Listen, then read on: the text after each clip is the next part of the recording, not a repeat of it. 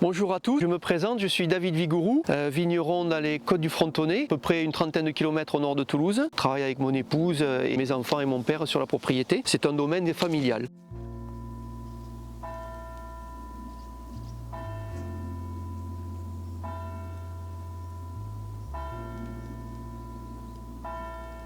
Alors aujourd'hui, je voudrais vous présenter la cuvée des 5 cépages en millésime 2016. Donc c'est un millésime qui est déjà un petit peu élevé. Et c'est une cuvée qu'a fait mon père, c'est la première cuvée du domaine, vraiment en appellation contrôlée en 1975. Voilà.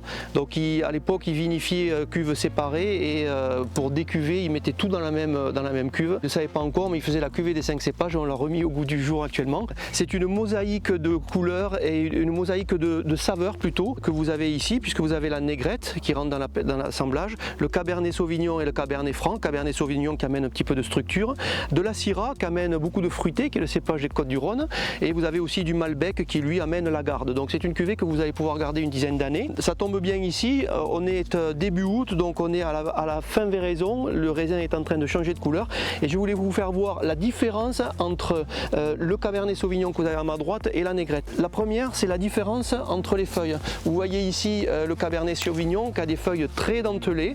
Au niveau des raisins, les raisins sont très ajourés, donc le vent circule. Ça, c'est vraiment, les raisins sont aussi très ajourés, voilà, c'est un chapelet, on va dire, très aéré.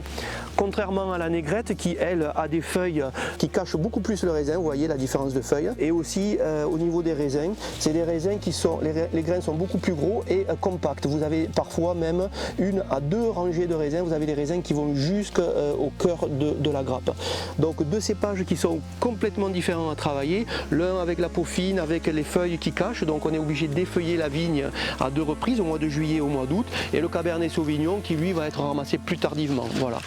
Dans cette cuvée là, vous avez aussi de la Syrah que j'ai un peu plus loin sur un terroir sableux, ainsi que du Malbec qui est sur un terroir caillouteux sur le haut de Kamsas. Voilà. On va passer à la dégustation si vous voulez bien. Donc pour ouvrir la bouteille, toujours pour pas les déshabiller, on ne va pas couper la capsule sous la bague ni sur la bague parce que sinon vous allez avoir le vin qui touche un petit peu la capsule. Donc on va enlever la capsule au milieu de la bague. Voilà, comme ceci. Vous voyez cette belle couleur rouge rubis qui est typique des vins de Fronton, la négrette qui amène ce côté noir, hein, en occitan. Négrette, c'est négrette, négrette qui veut dire noir, qui fait des vins plutôt souples, plutôt charnus. Et vous avez aussi au nez une explosion de senteurs, puisque vous avez ce côté épicé du Malbec, vous avez ce côté cassis de la Syrah, qui ressort vraiment, avec la violette derrière, hein, qui est vraiment typique de la négrette. Alors le Cabernet Sauvignon et le Cabernet Franc sont plutôt discrets au nez, on va plutôt eux les sentir en bouche. Un vin très gras, structuré.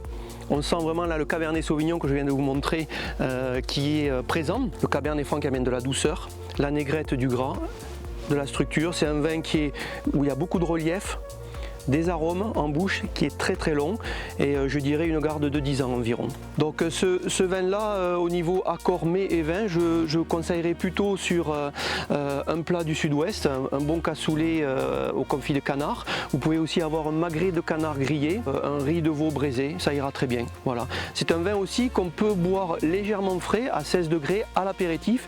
Il faut savoir que à l'apéritif c'est très bien, vous allez sentir toutes les saveurs et les senteurs, ensuite vous pouvez continuer sur un repas. Ouais, au nez on a vraiment une belle complexité aromatique. Il faut laisser la bouteille s'ouvrir un petit peu, moi je conseille un quart d'heure, 20 minutes de carafage.